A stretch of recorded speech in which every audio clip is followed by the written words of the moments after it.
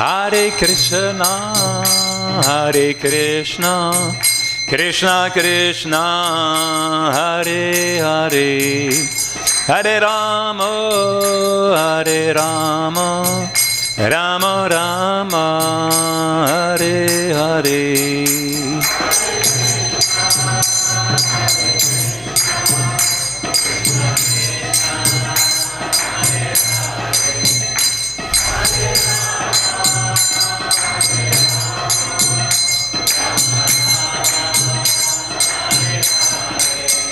Nitai Gaura Haribo, Haribo, Haribo, Haribo.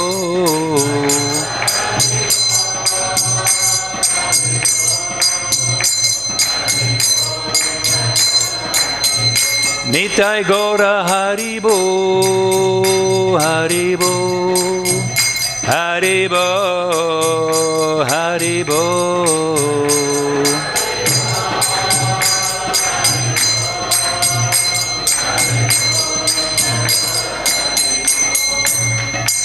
Jai Vishnupad Paramahansa Parivajikacharya Sadarasata Shishimari Divine Grace A.C. Bhaktivedanta Swami Srila Prabhupada Ki Jai. Jai Vishnupad Paramahansa Parivajikacharya Sadarasata Shishimari Divine Grace Bhakti Siddhanta Saraswati Goswami Maharaj Srila Prabhupada Ki Jai. Ananta Koti Vaishnava Vrinda Ki Jai. Namacharya Srila Haridas Thakur Ki Jai. Prince Ghosh Krishna Chaitanya Prabhu Nityananda Shri Advaita Gadadhar Sivasati Gaur Bhaktivinoda Ki Jai. Sri Sri Radha Krishna Gopa Gopinath Shamakunda Radha Kund Giri Govardhan Ki Jai. Vrindavan Dham Ki Jai, Mathura Dham Ki Jai, Navadvip Mayapur Dham Ki Jai, Ganga Me Ki Jai, Jamuna Me Ki Jai, Tulsi Devi Ki Jai, Bhakti Devi Ki Jai, Srila Prabhupada Ki Jai, Srila Prabhupada Ki Jai, The Lordship Shishivara Madhava Ki Jai, Shishipancha Tattva Ki Jai, Lord Nishingadev Ki Jai, Gopamanandi Hari Hari Bo. All glories to the assembled devotees, all glories to the assembled devotees, all glories to the assembled devotees, all glories to Shri Guru Shri Gauranga.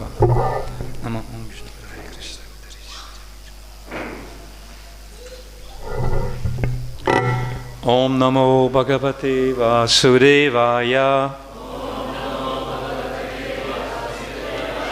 Om Namo Bhagavate Vasudevaya. Om Namo Bhagavate Vasudevaya. Today we're reading from Canto 10, Chapter 8, text number 10. Shri Nanda Uvacha Alaksitosmin Rahasi Mama Kerapi Govaraje Kuru Dvijati Samskaram Svachi Vachana Purvakam. Shri Nanda Uvacha Alaksitosmin Rahasi Mama Kerapi Govaraje Kuru Dvijati Samskaram Svasti Vachana Bhurvakam. Srinanda Uvacha Alaksitosmin Rahasi Mama Kerapi Govaraje Kuru Dvijati Samskaram Svasti Vachana Purvakam. Shrinanda Uvacha Alaksitosmin Rahasi Mama Kerapi Govaraje Kuru Dvijati Samskaram Svasti Vachana Purvakam. Srinanda Uvacha Alaksitosmin Rahasi Mama Kerapi Govaraje Kuru Dvijati Samskaram Svasti Vachana Purvakam.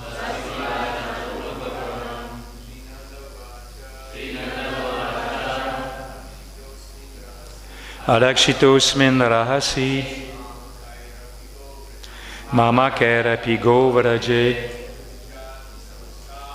Kurudvijati samskaram. Svasti vachana purvakam. Rinanda uvacha. Aksitosmin rahasi. Mama kerapi govaraje. Kurudvijati samskaram. Svasti vachana purvakam. Rinanda uvacha. Arakshitosmin rahasi. Mama kerapi govaraje. Kurudvijati samskaram. Svasti vachana purvakam. Rinanda uvacha. Arakshitosmin rahasi. Mama kerapi govaraje. Kurudvijati samskaram. Svasti vachana purvakam. Ladies. Trinanda uvacha. Alaksitosmin rahasi. Mama kerapi govaraje. Kurudvijati samskaram. Svasti vachana purvakam. Trinanda uvacha. Araksitosmin rahasi. Mama kerapi govaraje. Kurudvijati samskaram. Svasti vachana purvakam.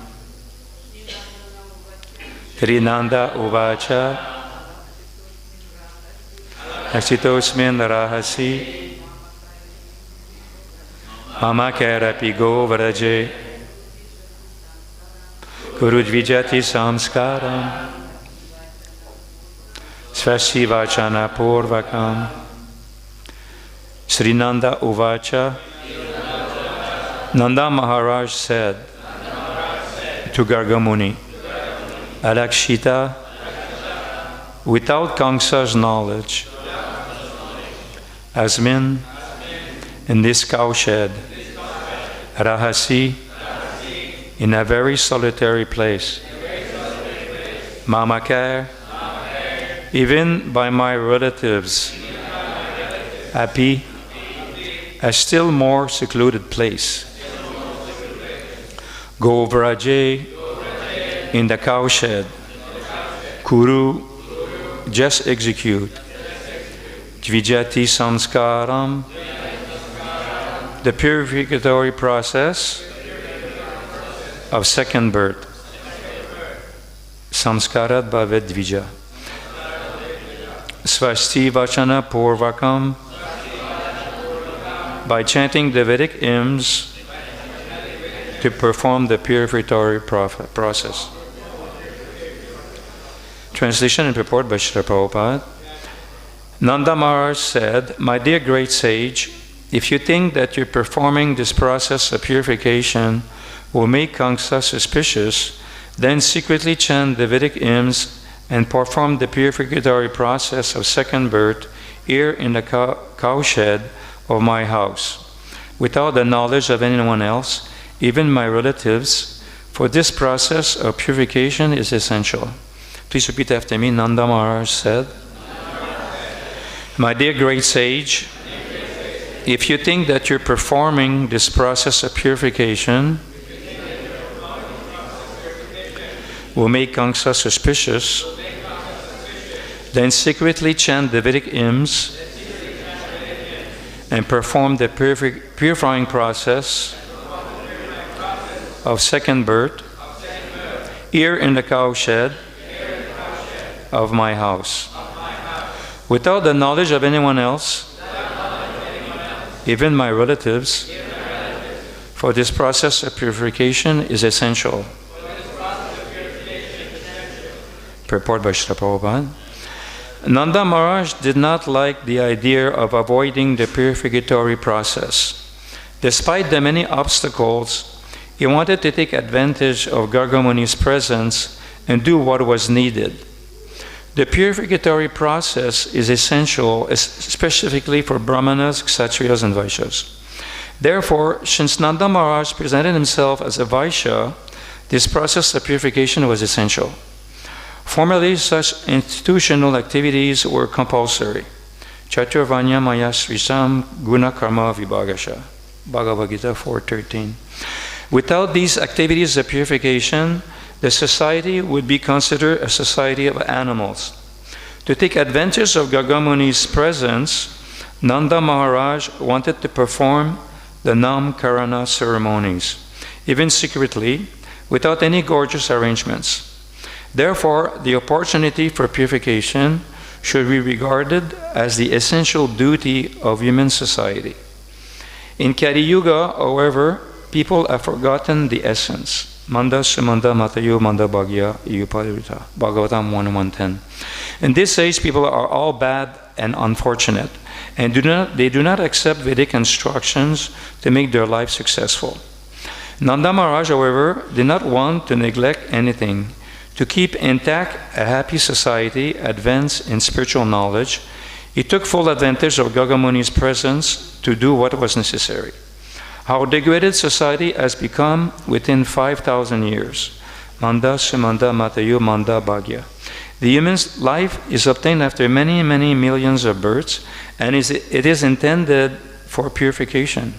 Previously, the father was eager to give all kinds of help to elevate his children, but at present, because of being misguided, people are prepared even to kill to avoid the responsibility of raising children. Om Agyanitamaram Dasya Gananjana Sarakaya Chaksuran Meditam Gena Tajmai Shri Gurave Namaha. I was born in the darkness of ignorance. My spiritual master has opened my eyes with a torchlight of knowledge. I offer him our circle obeisances. So my name is Ghosh Thakur Das, and I am from Canada. And I live in a place called Sharanagati Dham, a rural community in the mountains of British Columbia. And at the end of my class, I'm going to talk a little bit about that place. So to start this class, I want to ask for the blessing of all the Vaishnavas to help me. And also, I think my class is going to end at 6:45, because I would very much like to have some feedbacks and also hear your realization. So thank you for coming to class. So I remember when I was a non-devotee, I received some Krishna conscious literature in Hamilton, Canada. And I met devotees on the street. They were on book distribution. I was in Ontario, and they were from the other province in Canada, Montreal. And I bought from them a BTG, a Beyond Birth and Death, and also a King of Knowledge. And a couple of weeks later, I went to the Toronto Temple, and I bought a Krishna Trilogy, small pocket-sized book, and a Bhagavad Gita hardcover. And then I started to read the Krishna book, and by reading the Krishna book, just by that event, I became a devotee. Prior to that, I kind of lost my faith in God by the influence of the modern educational system, and they put science first, and then they stopped talking about God in school. Prior to that, I was a very faithful Christian. I would go to church, and I had faith in Jesus. I'd pray to Him at night and everything. But later on, because of the influence of modern education, I lost my faith. I became bewildered a little bit. And on reading Krishna book, I became suddenly enlightened. I started to remember, yes, there is a God, it's Krishna, and the definition of his godhood is in the name Bhagavan, that he's the Lord of all opulences in full beauty, full knowledge, full strength, full everything. And I said, well, how can we deny it's God? That's the perfect definition of God. And from there, I read Bhagavad Gita, and I only remember one verse. Reading once the Bhagavad Gita, I only remember one verse.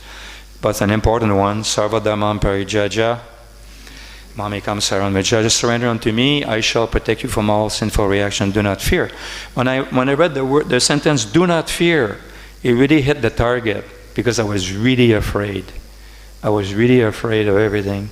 And Krishna says, if you surrender to me, I shall protect you from unsinful reaction. Do not fear. So just on the basis of that one single verse, I joined Krishna consciousness and reading Krishna book. So why is it that just by reading Krishna book, I became convinced about Krishna consciousness? The reason is that Krishna book is part of the Srimad Bhagavatam, as we know, it's the 10th canto Srimad Bhagavatam, and is supposed to come after many evolution and opinions and deliberation by many great sages for a long time. People were searching the truth, the Gyanis and Yogis trying to perceive the truth in their heart by meditation and so on and so forth, thousands of years. And we read from the Bhagavatam that actually the Bhagavatam is the ultimate conclusion of all this process of mental speculation or mystic powers, austerities throughout many ages. The conclusion is Srimad Bhagavatam, the highest Vedic literature. The highest book in all the Vedas is Srimad Bhagavatam. And but we read that we're supposed to read the first 9 canto before we can hear the 10th canto. But I never read the first 9 cantos when I got the Krishna book. And by reading the Krishna book itself, I joined Krishna consciousness, being convinced about Krishna. Although I had no realization about controlling my mind, controlling my senses, or how the creation was done, or how Krishna protects his devotees. I didn't hear any other stories, nothing. Just by reading the 10th canto, we were supposed to read after we read everything else to understand it. Still, the impact of the Bhagavatam 10th canto had its effect on me. And I became enlightened by reading it, and I joined Krishna consciousness. Why? Maybe because Prabhupada is such a great, extraordinary Mahabhagavat that he put the 10th canto in his own words, his own purport, and he's the one who translated Bhagavatam, and because of his mercy, that it's transmitted in the Bhagavatam, I got enlightened. It's probably the reason, because the topic of the Bhagavatam is supposed to be very elevated, it's supposed to be for Paramahamsas, but a conditioned soul like myself got impacted by the Bhagavatam. So we owe a lot to Srila Prabhupada. Also, I read a seminar, I heard a seminar online by this devotee, Radhika Raman, who's a university professor, head of the religious department at Utah University in America. And he was giving a seminar on Bhagavatam, and he was saying that even the non-devotee, the mundane scholar, they understand that Bhagavatam is also the topmost Vedic literature. For many reasons. One reason is that the quality of the Bhagavatam, the literary presentation in the verses, there's many rhythmical, there's not just like one type of rhythm in the verses, there's many elaborate rhythm, and it's difficult words that are difficult to understand. And if you want to find a definition of those words in the dictionary will speak the definition of that word only in reference to the Bhagavatam, because these words are not found anywhere else. So anyway, he was explaining the mundane scholar, they understand Bhagavatam to be the highest literature of all the Vedas. And they respect Bhagavatam. Also, the Bhagavatam is remain, because we're asking sometime, well, it's spoken 5,000 years ago. How come it was never changed? How come it's the same Bhagavatam without any interpretation deviation? How did that happen over 5,000 years? Wouldn't there be any time where people would deviate, and now we have a deviated Bhagavatam reading? So he was explaining that no, because the Bhagavatam was so precious, the narration of Krishna's pastime was so dear to people, that every day they would read Bhagavatam. Every day there was classes on the Bhagavatam, and every day the Bhagavatam was being recited, that there was no room for deviation. Like, for example, if I deviate myself on the Bhagavatam, with what very well happened, you'll be there to correct me, because you are an eager student of the Bhagavatam. Because of the power of the Bhagavatam, you were attracted to the Bhagavatam and you want to hear about it every day. And the consciousness of the Bhagavatam is always present within all of us, because it's recited every day. And he said that other Vedic literatures are not recited every day, and there's room for deviation. Even in the Mahabharata, there's different kind of interpretation, different kind of angle of vision that differs, interpreting the Bhagavatam, the Mahabharata or other Vedas. But it did never happen with the Bhagavatam, because the Bhagavatam was read and heard every day since 5,000 years ago. So there's no room for going anywhere else than the conclusion of the Bhagavatam. So a little bit more in the verse, it's explained that Nanda Maharaj, he paid great respect to Garga Muni, because Garga Muni was a representative of the Yadu dynasty and Krishna, and a devotee. So he knew that by respecting a devotee and taking advantage of a devotee, pure devotee, one is blessed, one is receive enormous amount of blessing. So he wanted to take advantage of Garga Muni's presence to bless Krishna. He was covered up by Vatsalya Ras. He thought that if Krishna doesn't get the reformatory process, something bad might happen to him. He may become a delinquent when he grows up, who knows. Something bad might happen. So he said, well, now that Garga Muni is here, he has to do what he has to definitely give blessing to Krishna. And when the Garga Muni said, no, I can't do it because Kongso, no, you'll still do it. But in the cowshed, nobody's going to hear anything, don't worry. And so he was like very anxious like this. So to receive, to be respectful to a pure devotee, and more than respectful, to surrender to a pure devotee, is at the essence of our philosophy. That there's nothing we can do unless we receive the blessing of a pure devotee. And to give up the association of non-devotees that is dragging us to hell, we must take up the association of the pure devotee. And it's explained like this many places in the Bhagavatam. Lord Rishabhadev says the same thing. If you accept a Mahatma, a pure devotee, then the door of liberation are open.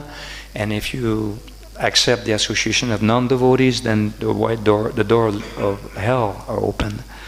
And in the teaching of Lord Kapila Dev, again it's also stated by Lord Kapila himself, that because Queen Devahuti, she was, after Kaudama Muni left household life,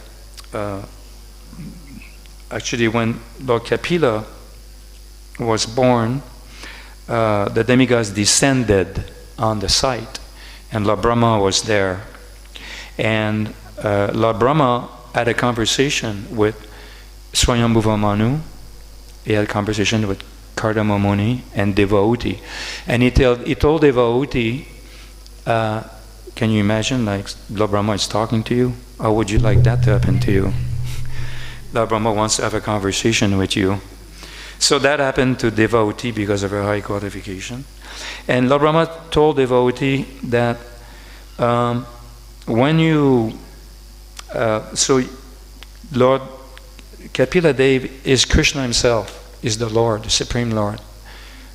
He has taken birth as your child. So you have to inquire from him. When he grows up, you have to ask him about the path of liberation, self-realization, because that's why he came for. He came for that specific reason, to enlighten conditioned soul. So I advise you, when you have time, when the proper time comes around, you ask him about self-realization. So that time came. Kapila Muni grew up, and he was sitting on the bank of a river, and devotee approached him, and devotee said to him, "Oh, I'm so happy that you're here, because you are my transcendental I, which I have obtained after many, many births. Somehow or other in my past I must have performed some austerities that accumulated, and now you are here, and I see you as my spiritual master, and I want to ask you some questions." So she said that I feel very miserable because I have been engaged by your illusory energy in sense gratification, and I'm very disturbed in mind, and I'm very exhausted about this. So now I'm finished with all that, and I want you to give me some advice how I can become spiritually enlightened. So Kardama Muni was, Kapila Muni was a little surprised that his mother would ask him for transcendental realization. It's a little different than, the rasa is a little different than with Nanda Maharaj and Mother Jasoda. They never ask Krishna for enlightenment because they want to, most of the time, beat him up because he's misbehaving. And the rasa is different, but devotee knew this is the Supreme Person. So she somehow or other saw her son as the Supreme Personality of Godhead, as long as being her son, because that was also there, because when he left, she felt very, very grief-stricken that her son left. So she was very attached to her son. So there was some Vatsalya ras also there in her heart. But also at the same time, she knew he was a Supreme Person. So she asked, so Kapila Muni answered, and he said, if he was very pleased at heart that his mother was coming to that conclusion, and she was asking spiritual instruction from him, her son. So because also he was also covered up, because he was thinking, oh, this is my mom, this is my mother, and she's asking me for spiritual instruction. So he felt obliged, because he was seeing her as her son simultaneously by Yoga Maya's arrangement. So all kind of incredible thing can happen.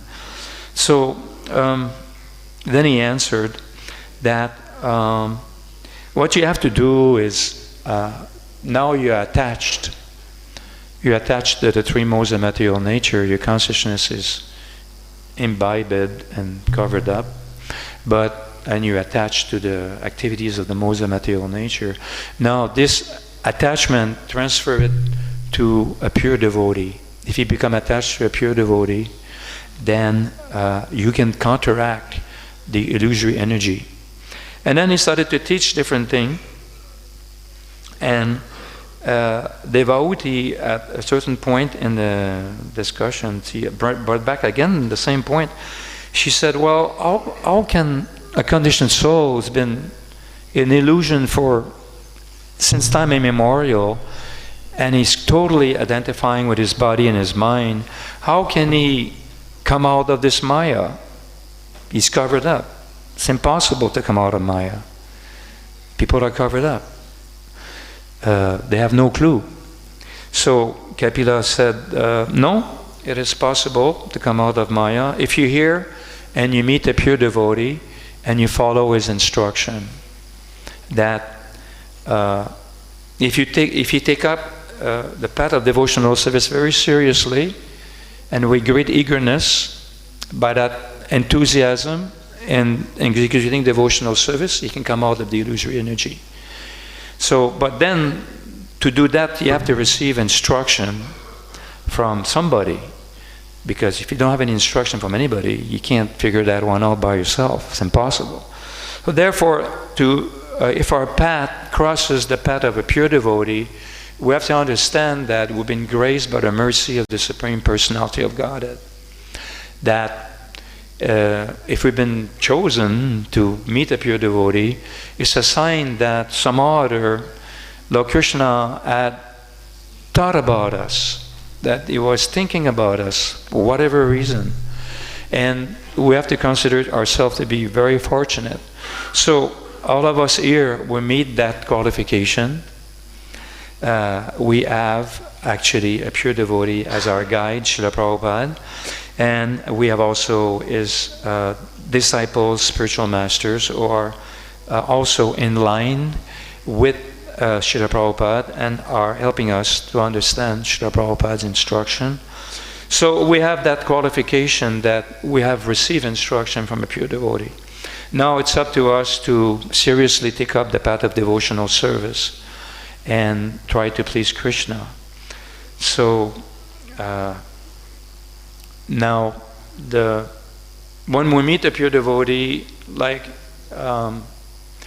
another thing I can say also is if we don't have much attachment for a pure devotee, also we cannot take his instructions seriously.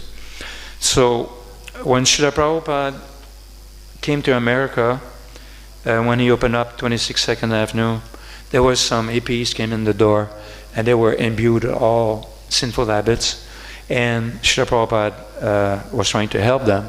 So right away he didn't ask them to do anything. He didn't ask them to follow the four regulator principle. He didn't ask them to do anything at all. All he did is serve them. He gave nice lectures every morning, and then he cooked prasadam for them, and he fed them. And like as we know, he was cleaning the dishes, and nobody would help because they were all spaced out people. So then after some time, they became attached to Prabhupada. They started to have some affection for Prabhupada. And when Srila Prabhupada saw that, he said, okay, now it's time to take them a step further. So he told them about the initiation, about following the four regulator principle. And when they heard that, they said, oh my God, I have to do that now. Some of them backed up a little bit, but some of them thought, well, that's what he wants, so if we want to remain with him, we have to go on like this. We have to follow what he says. So some of them started to follow the four regulator principle, but Prabhupada did not ask that before they were attached to him a little bit. So this attachment is necessary and is wonderful also, that we can become attached to a pure devotee. It's not very easy to be attached to a pure devotee. It's very difficult. When we go through the formulas and follow all the process, and we find at the end of the day there's not much attachment, we're mostly attached to other things in this material world. But even a little bit is good enough. So then again, if we become attached, then the Guru will give instruction.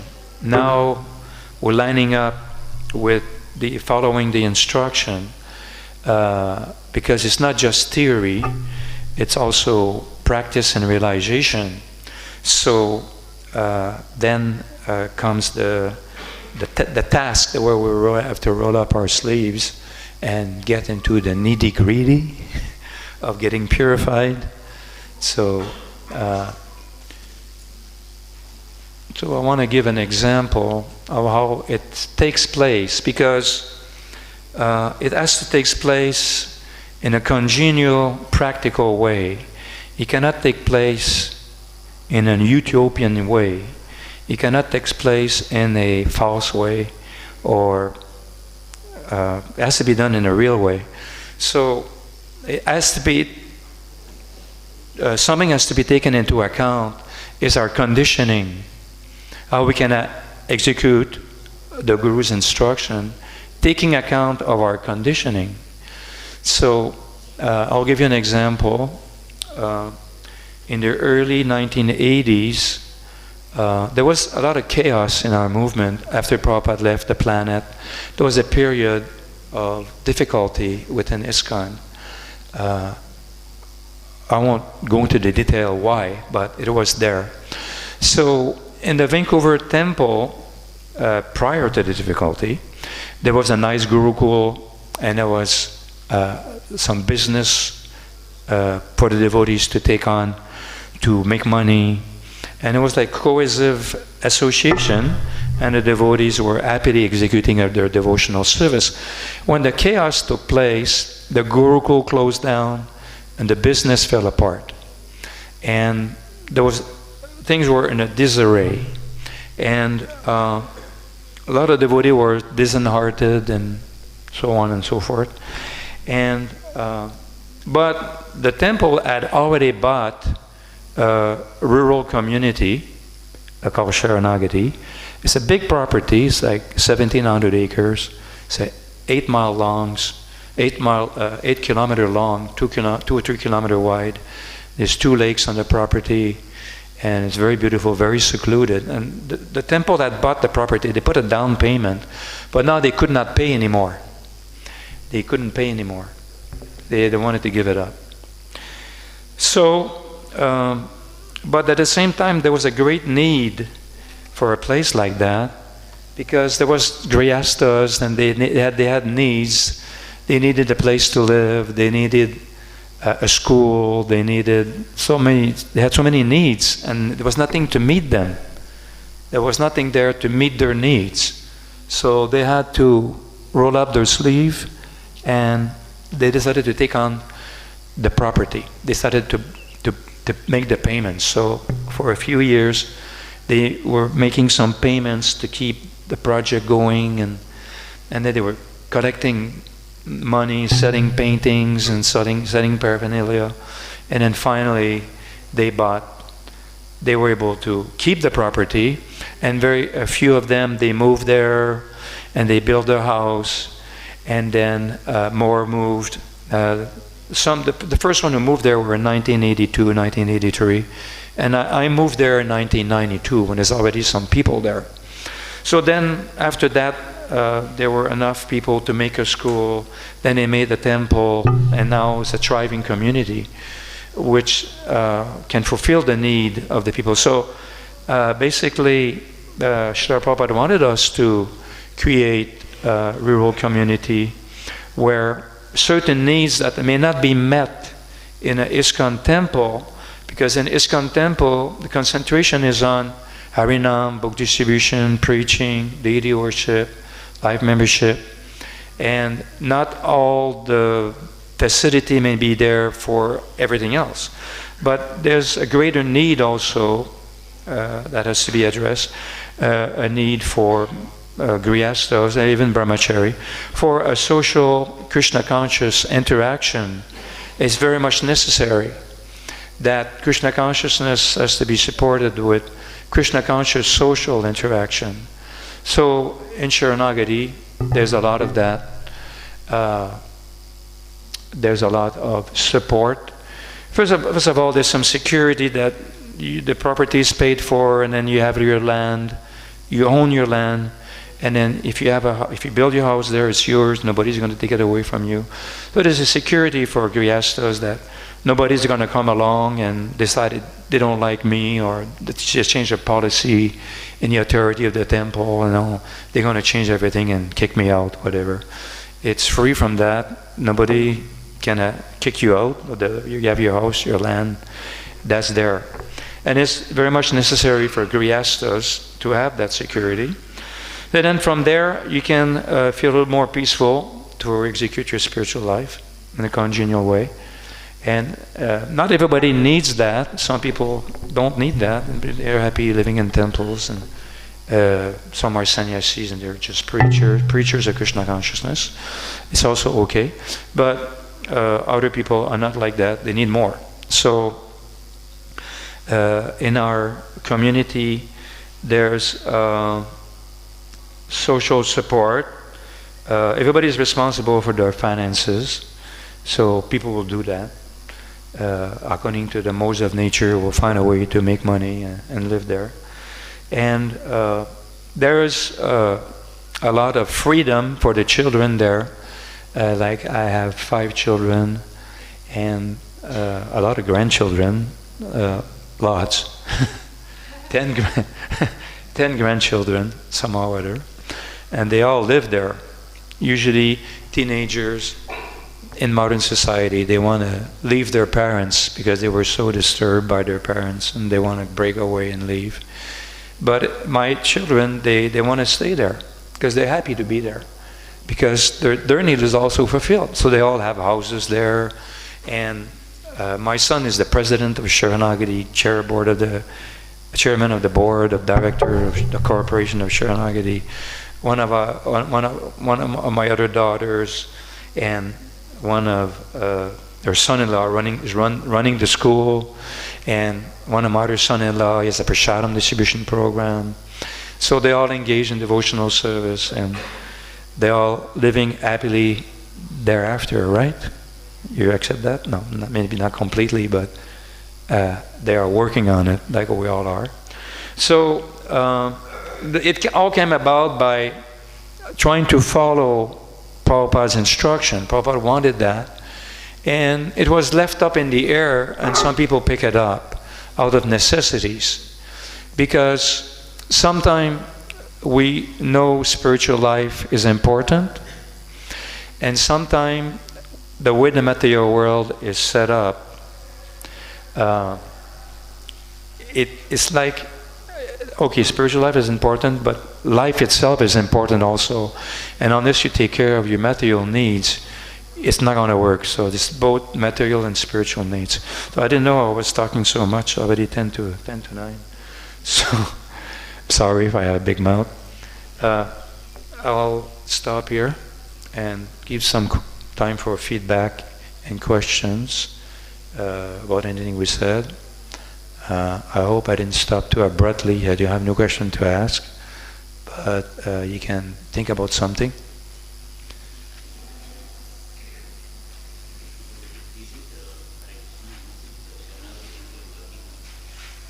Is what? Can you speak in the mic? With the open mic.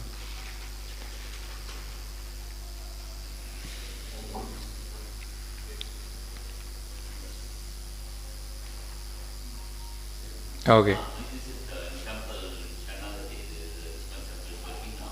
Yeah, it's a ISKCON temple. The devotee, what? About 80 people. There's about 30 houses, and there's about 80 people. There's children, there's school, temple. We donated the temple to ISKCON, and the land where the temple is belonged to ISKCON.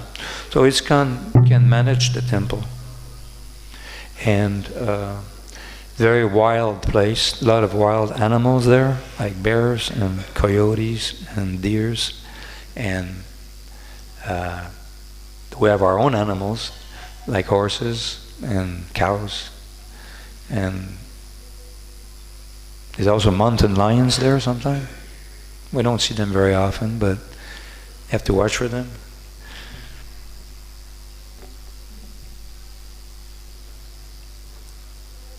Yes, Prabhu.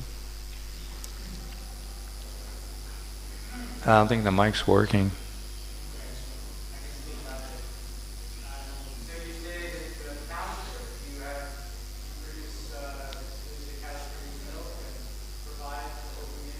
No. There was many cow program there because it's been there since 1980. So I had a cow program at one time, and I was providing from my family. But it's a big community, and there's cows there now, and there were cows before, milking cows before, but sometimes the program is there, sometimes the program is falling apart for whatever reason. So there's no milk supply and for everyone, no. But maybe one day will.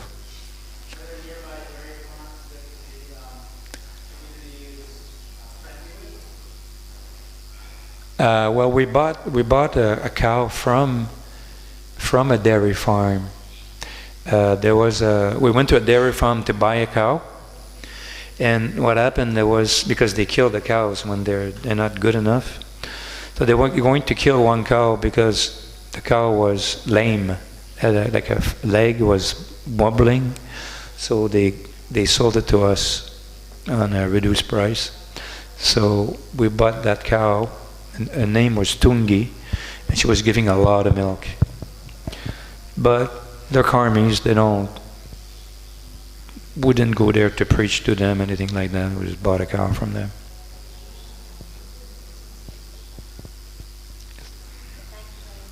Thank you.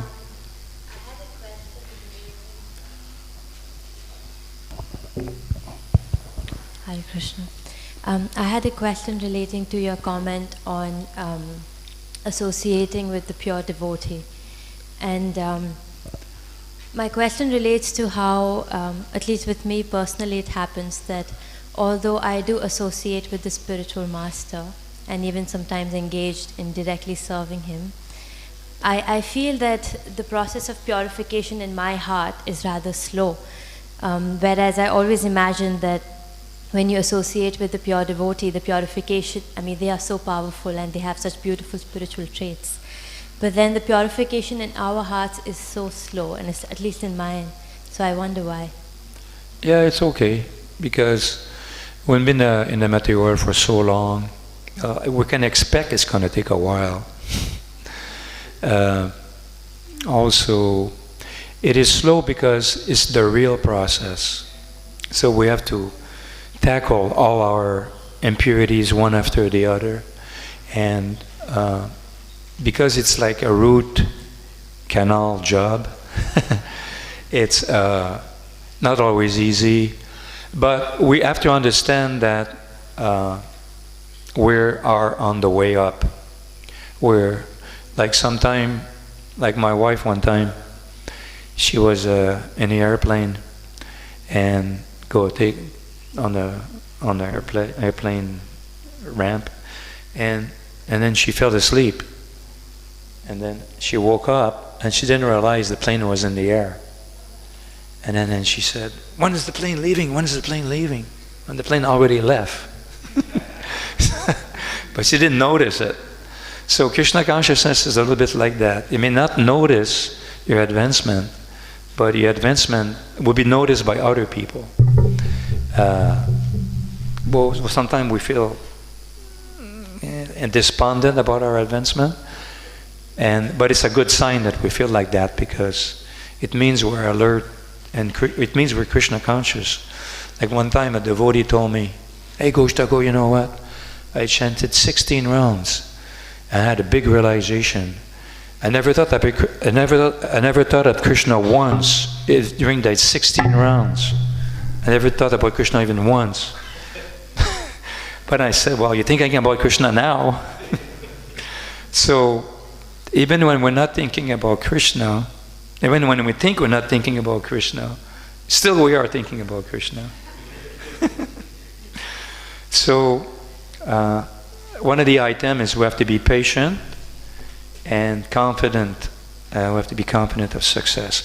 It's not easy, because all these things, confident of success and being patient and so many other things, it is dependent on controlling our mind. So we have to learn to control our mind. The mind's crazy. I think you agree with me there, our mind's crazy. So, but we have to control our mind, and We can control our mind by remembering Krishna and by serving Him. And everything will take place. You'll see that what is not possible now will be possible later. It will be possible later because Krishna is the X factor. Sometimes we calculate everything in our mind, we make a conclusion in our mind, but we don't include Krishna in the equation. So of course we become panic-stricken sometimes. Oh my God, it's not going to happen. But we forget that Krishna is there, and Krishna will come in at the right time and help us. So you don't have to worry about anything. It's going to happen. Yeah. Lakshmi, Raja Lakshmi, you had a question?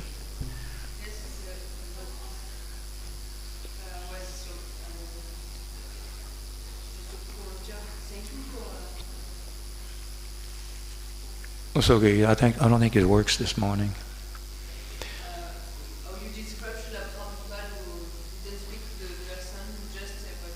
Yeah. Mm-hmm. Yeah. Prabhupada knew that he couldn't tell them anything right away. He had to wait a little bit. So, I think it's 9 o'clock now. Thank you. All glory to Prabhupada.